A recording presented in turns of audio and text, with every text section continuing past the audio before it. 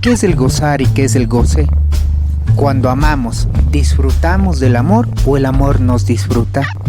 Del gozar al goce es un espacio para divisar esa línea pequeña entre el placer y el exceso. Hola, soy Fernando Guanoquiza y junto a Plax Films vamos a llevarte al mundo del cine, de la literatura, de la ciencia, del erotismo, del amor, del desamor y de los excesos. Esto es Del gozar al goce. Eduardo Galeano en este libro Mujeres tiene muchas historias cortas y en una de ellas hay una historia sobre Afrodita, la diosa del amor. Pero en el cuento dice que Afrodita estaba cansada de ser acosada y huye. ¿Y por qué ahora nombramos a Afrodita o nombra a Afrodita? Es porque vamos a hablar del amor, pero del amor desde la idealización, porque el amor es justamente crear una figura que está solamente en nuestra cabeza y de ahí, de esa imaginación o de esa imagen nosotros nos enamoramos. Para eso vamos a conversar ahora con una gran amiga mía, se llama Paulina. Ella es psicóloga clínica, tiene mucha experiencia eh, con trabajar con mujeres, también en casos clínicos bastante fuertes en hospitales psiquiátricos, tanto aquí en el Ecuador como también en Buenos Aires. Su formación también viene desde allá, desde Buenos Aires. Hola, Pauli, ¿cómo estás? Hola, Fer. Bien. ¿Tú cómo estás? Uy, qué gusto tenerte y sobre todo al fin hacer esto que tenemos planificado hace mucho tiempo. Sí, sí, sí. Para mí es súper importante poder hablar de estos temas. Si bien desde la clínica, desde mi quehacer profesional diario, se ven diferentes problemáticas en relación a el amor, a las mujeres, etcétera, ¿no? Pero esto que hablas, ¿no? De desde cómo podemos ver o cómo podemos elegir una pareja, elegir o quedarme en una relación con una pareja que está idealizada y que a veces ni siquiera nos damos cuenta de eso. ¿Cómo funciona esto del amor para ti? ¿Cómo lo ves? ¿Cómo lo has visto en las mujeres cuando has hablado con mujeres que se aferran a relaciones que son, como se las llama ahora, tóxicas, ¿no? Pero No. es algo esta palabra tóxico se le ha colocado como muy algo popular, pero creo que es otra cosa también. Habría que analizarlo. Pero, ¿cómo ves estas relaciones? Ahora hablemos de las mujeres, ¿no? Que tú hayas visto, hayas atendido, con este aferrarse a una persona que ellas creen que es, pero no es, como, como enamorarse de una persona que no existe, Ujú. pero ellas creen que sí es. O como esto, ¿no? Enamorarse de una idea, ¿no? De una fantasía, de algo que no es tan, digamos, real, por poner esta palabra, ¿no? Porque Ujú. tú me lleva varias connotaciones, pero es claro, es importante ver. Yo creo que primero pensar que siempre o de alguna manera son el caso uno por uno, ¿no? A ver qué es lo que se plantea desde un poco más de base. Pero sí, ¿desde dónde estoy eligiendo una pareja? Es más, no hablando solo de parejas, estamos hablando hasta de los vínculos de amistad, ¿no? Ujú. ¿Cómo puedo elegir desde dónde estoy relacionándome, ¿no? El Generalmente, amor a muchas ramas, perdón, podría decirse así, como el amor con que tiene muchas aristas, ¿no? Porque creo que el amor, no sé si estoy bien acá.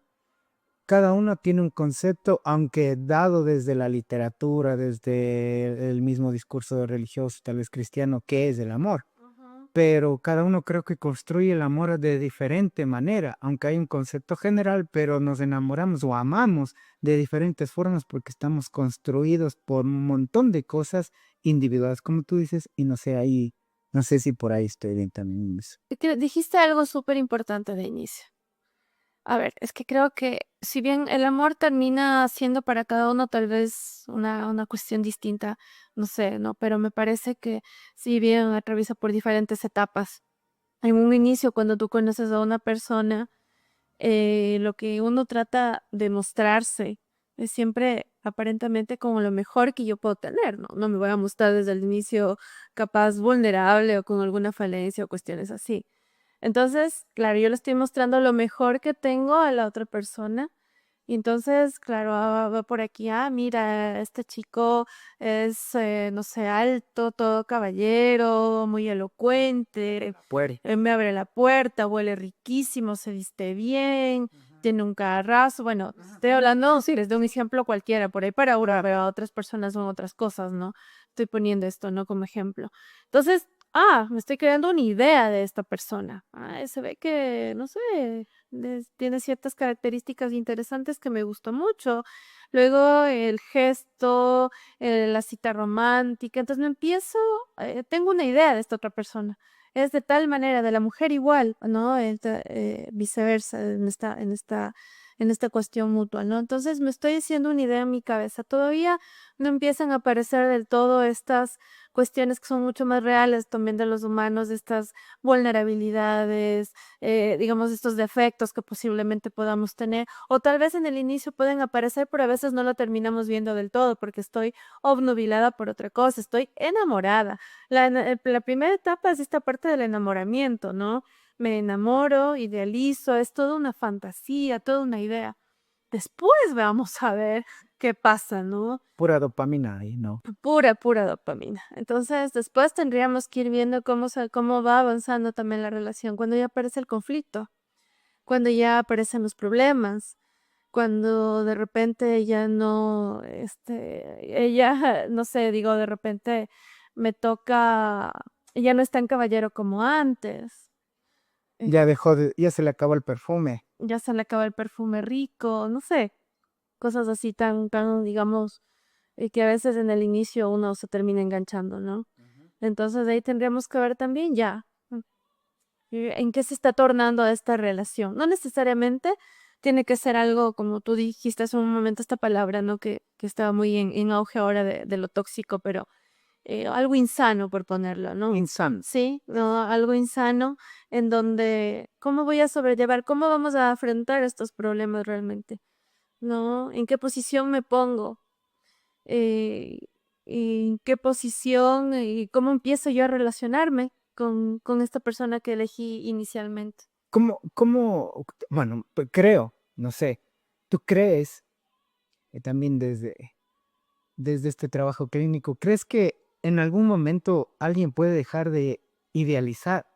O sea, cuando recién empieza una relación, le conoces, ¿puedes dejar de idealizar en un momento? Sí, pero con justamente esto, ¿no? Tal vez Pero ahí se acaba la magia. yo creo que se torna a otro, como podría decir, a otra etapa y una forma diferente de vincularte. Tal vez ya no es esta misma chispa que en el inicio a veces uno siente, pero y esa parte es la madurez, ¿no? De una relación y de lo que ahí sí tendríamos que ver si es amor o no es amor, ¿no? Ahí viene el amor. Ahí ya sí, claro, viene tal vez surge esa pregunta inicialmente. ¿Pero crees que existan personas que al inicio no idealicen? Puede llegar a alguien a no idealizar. O sea, no a llegar a esta parte de enamoramiento así, sino, no sé, tal vez en una estructura psíquica distinta. Personas que son muy objetivas y saben, dicen yo quiero esto, esto, y están viendo ya desde ese punto qué es lo que quieren. Y no están colocando una idealización más bien, sino algo más pragmático. No sé si exista eso. Sí, mira, más es interesante esa pregunta. De no idealizar, me voy a ampliar, no sé si necesario o innecesariamente en este punto, pero uno idealiza hasta un trabajo, uno idealiza el carro, el auto, los viajes, uno empieza a imaginarse hasta a veces antes de emprender un viaje, chuta, todo lo que voy a hacer, va a ser el super viaje. Empiezo también a fantasear con un montón de cosas posiblemente, o lo contrario también puede ser, ¿no? Pero creo que eso hasta cierto punto como que se me ocurre que esté intrínseco también, sino que el tema es que mientras uno va teniendo las experiencias en la vida, tratar de poder equilibrar eso. Porque si hablamos de un adolescente que se enamora por primera vez, chuta, se enamora desde ese lugar de la idealización, de la fantasía, se pierde, no hay una objetividad total en eso, pero conforme los humanos vamos viviendo diferentes experiencias en diferentes relaciones, la idea creo que sería esto de tratar de equilibrar a ver, ¿qué me está pasando con esto? Pero me doy cuenta que también desde mi realidad, desde mi objetividad y desde mi racionalización, tal vez no es tanto como lo estoy viendo. Entonces ahí empieza un poco la madurez emocional y también racional de alguna manera. Entonces creo que siempre de alguna forma, y no me gusta usar tampoco siempre ni nunca, pero creo que generalmente todavía hay esta parte de la idealización. Ahora dime tú cómo lo ves.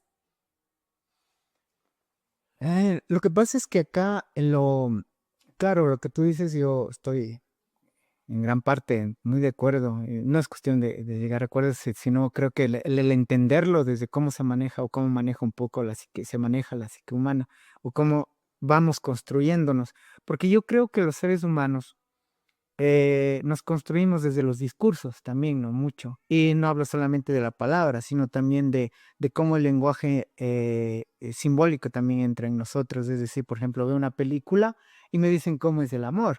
Ajá. Entonces yo me imagino que al principio van a haber problemas, pero el amor va a ganar, ¿no? Pero cuando ya estás en una relación te das cuenta que no es más o menos. Lo pragmático es, qué sé yo, puedo tener mucho amor, pero no tengo un ingreso para vivir con esta persona o no puedo mantenerlo económicamente. Entonces el amor se va por la ventana. Así es. Entonces ahí va una idealización. O en la música. Eh, por ejemplo, yo he venido escuchando mucha música romántica, ¿no? Esta clásica que hay aquí en el país, en Ecuador, por ejemplo, que es Julio Jaramillo. Podemos escuchar a los baladistas, ¿no? Que sé yo, Leodán, Leonardo Fabio, Camilo Sesto, los iracundos, los terrícolas, pero hablan de un amor muy trágico, mija. Ah, Entonces es como bien. ese sufrimiento, como el nombre del programa, en el goce ahí del sufrimiento, ahí te quedas ahí como que plantado, que el amor es así, que el amor tiene que ser doliente y sufriente, porque si no hay dolor, no hay sufrimiento, hay amor. Y entonces ahí uno va construyendo, al menos por decirlo así, en mi caso se ha ido construyendo ese lenguaje, desde esa manera, desde ese discurso, que no necesariamente mi padre me habló que era una relación así, pero yo veía a mi padre cómo se relacionaba con mi madre, por ejemplo. Entonces ahí yo también veo cómo es el amor, no necesariamente porque él me haya dado un discurso, el amor es así, así, no, sino porque yo veía que esa relación de amor con mi madre era así y no era muy sana. Entonces ahí dices, bueno, entonces así es, ¿no?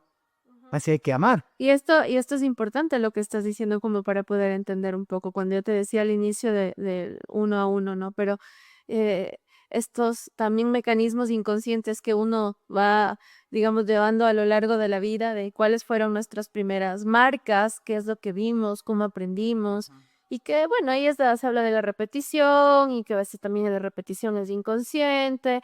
Entonces creo que sí tenemos que llegar a un poco a indagar en esas bases, ¿no? Siempre, como yo les suelo decir mucho a los pacientes, siempre con mucho, regresar a ver con mucho respeto, sin juzgamiento, sin poder, tampoco decir, ah, bueno, por eso yo soy así. Ah, bueno, puedo ser así, pero eso es lo que tuve y lo que me tocó vivir, porque cada uno lo vive de diferente manera, ¿no? Entonces, sí estaría bueno que podamos mirar un poco más atrás de nuestras historias personales y decir desde dónde estoy eligiendo y poder, es un trabajo empezar a hacer eso también, pero creo que sí es importante y sí es imprescindible. Y lo que creo que hasta cierto punto estaría importante también aquí considerar es saber, repito estos vínculos, repito constantemente, me doy cuenta que por ahí estoy tratando de reestructurar un poco mi forma de elección. Ahí bien entra un montón de cosas, los límites personales, los límites hacia un otro. Entonces ahí también empiezo a elegir de una manera diferente, ¿no? Me parece que eso es fundamental también para poder entender esta parte de las parejas. Sí, justo ahí lo que decía de esto de ir entendiendo de a poco cuesta, ¿no? Ujú. Y creo que es muy interesante aclarar ya desde esta parte clínica que a veces los pacientes llegan como queriendo cambiar su historia ya, como queriendo borrar todo y tener un cambio. Bueno, ya quiero dejar de amar en el dolor. Ayúdeme, doctora, ayúdeme ya. Por favor, quiero ya. Pero vienen una vez al mes. Ya. Exacto. Y entonces, ¿cómo? O bueno, ya quieren en 3 meses cambiar todo un patrón que ha venido siguiendo durante años. Entonces es muy complejo y creo que es muy importante también ir como educando a la gente que esto es un proceso, que inclusive van a tener en momentos donde caigan, por decirlo así, en una relación parecida, a pesar estando en terapia, pero creo que ya van siendo como más conscientes y van detectando ciertas cosas y ya puedes tomar otro camino. Por eso digo, para mí, así de lo personal, muy complejo salir, por ejemplo, de esto, ¿no? De idealizar a una mujer. Claro, Entonces claro, no es yo, fácil. no es fácil, yo viví idealizando, entonces, Claro, la mujer perfecta.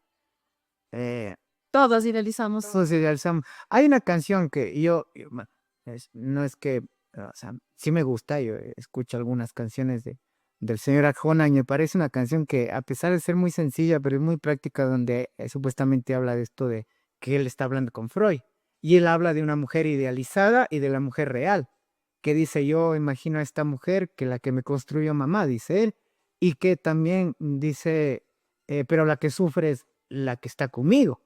Entonces también puede pasar eso, ¿no? Que nos enganchamos de una mujer, nos terminamos casando, y yo digo de la parte masculina, ¿no? De lo que es inclusive la canción. Entonces yo me termino casando con alguien, pero la mujer idealizada todavía sigue en mi cabeza. Ujú. Entonces hay una forma, es como un poco neurótico también eso, ¿no? Claro. Entrar en ese conflicto. La que quiero y la que tengo. Y ahí entras un montón de cosas. ¿Y te ha pasado, güey? Claro, claro, cómo no. Yo creo que no sé si a todo mundo. Hay una canción, le dice al final, no, supuestamente Freud le dice, em, usted, como poco diciendo, usted está fregado, o sea, esto le pasa a todo mundo y esto no tiene cura de alguna forma, dice él.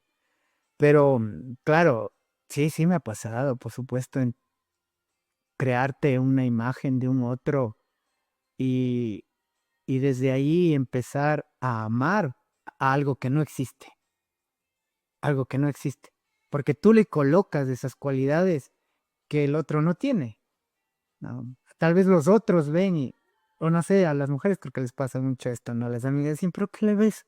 Claro, Pero ni simpático es, no, pero para ti es Miss Universe, Brad Pitt, claro, claro, pero es Brad Pitt. Entonces, ¿cómo colocas ahí, no? Ciertas cualidades que no tiene, pero tú le depositas. claro, claro. Es desde lo que, justamente desde lo que tú llevas.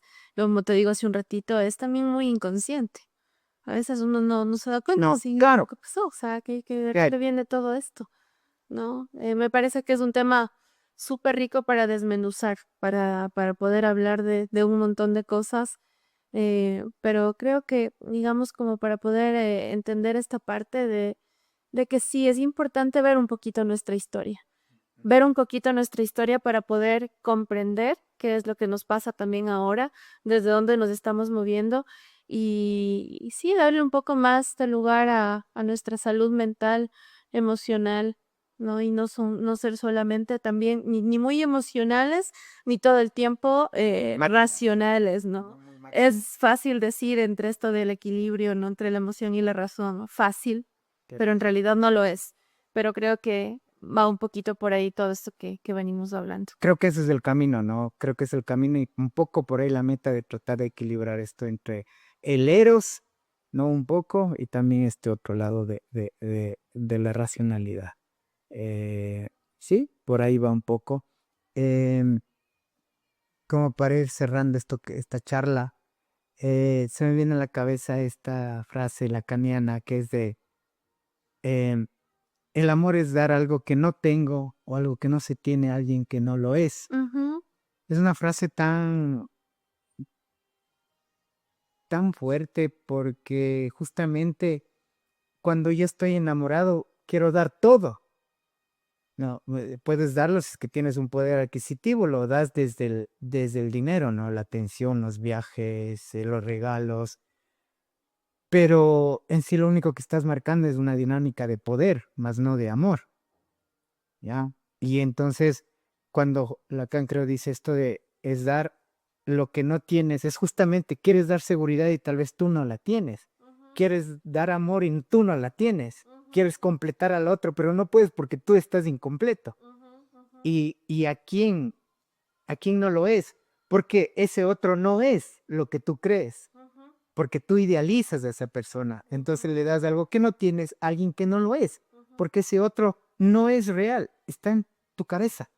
Y cuando recién ya le conoces y ves cómo es incompleta, tiene fallas, tiene ese agujero, digamos, de ahí, y que ella también está esperando que tú le llenes, o ese otro está esperando que tú le llenes, pero cuando los dos se encuentran y aceptan que hay una falta, que hay una necesidad en los dos y que ni ella o este otro te va a llenar y que tú tampoco le vas a llenar a este otro y aceptan eso, ahí se puede empezar a hablar de una relación de amor.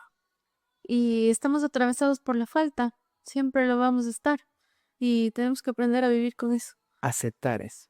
Aceptar y aprender también a vivir porque Aprender a vivir. y de hecho de alguna manera esta falta es lo que nos permite seguir adelante, desear algo, cosas nuevas constantemente, pero yo cuando lo tengo después vienen más cosas. Se desplaza sola. Sí, entonces creo que eso también, ¿no? El tema de estamos atravesados por la falta y hay que aprender a aceptar y aprender. Y aprender, Ajá. claro, aprender y dentro de eso tener muy claro que cuando llega un otro, este otro no te va a llenar la falta. Exacto. Y solamente es una fantasía, es una ilusión. Sí, sí. Entonces, como necesitamos aferrarnos a algo, por ahí también creo va un poco el colocar en este otro esta responsabilidad de que tú al fin me vas a llenar a mí. No va por ahí, no. Es mucha responsabilidad al otro también, creo. Ujú. Mm. Bueno, gracias, Pauli, por estar acá y chévere con esto porque es importante irnos como irnos educando también nosotros como psicólogos. Por eso es importante abrir espacios y importante conversar con otro colega también para saber cómo lo ve y cómo piensa también. Sí, es súper importante porque esta es una pregunta que esto de la idealización y todas estas cuestiones que surge mucho, ¿no? Como una demanda constante en la consulta privada, bueno, en hospitalaria y en todos estos espacios de atención psicológica, tanto del hombre como de la mujer, ¿no? Y que a veces cuesta desarraigar mucho esto. Entonces me parece que es un tema muy importante. Espero que algo de lo que pudimos conversar aquí sirva como para por lo menos abrir más preguntas o por lo menos para aclararnos un poco más este tema y gracias también por este lindo conversatorio, Fer. Gracias a ti. Hay algo chévere aquí que le mencionaba a Paulina, es que como que esta cojín tiene justamente esta simbolización que es como un símbolo bastante junguiano, de la psicología junguiana profunda, que como somos, ¿no? También de dónde plantamos siempre tenemos que tener una raíz para llegar más alto. También hay que entender todo esto, por eso hay que fortalecer mucho lo de acá abajo, lo que está en el inconsciente, para poder subir más.